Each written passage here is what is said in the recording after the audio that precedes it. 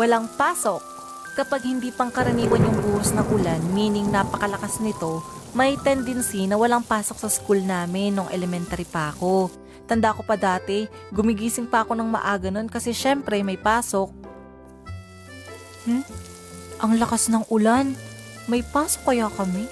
Nay, may pasok kaya kami? Hindi ko din alam, pero wala pa naman ako nababalitaan na walang pasok kaya magintindi ka pa din dyan. Minsan, kahit umuulan, nagbibihis pa din ako ng uniform nun kasi wala pa namang announcement na wala talagang pasok. Nay, papasok na po ako. Sige, ingat. At dahil wala kaming TV o radyo noon, nalalaman ko lang na walang pasok kapag may nakakakita sa akin na naglalakad ako papasok. Jed, papasok ka? Oo. Naku, walang pasok ngayon. Nakita namin sa balita kanina, may bagyo daw na paparating.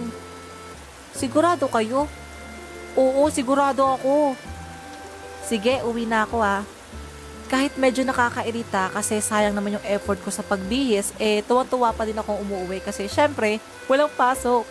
Sana ilang araw na umuulan para ilang araw din na walang pasok. Oh, Jed, ba't ka bumalik? Wala daw pasok, basa yung chok ni ma'am.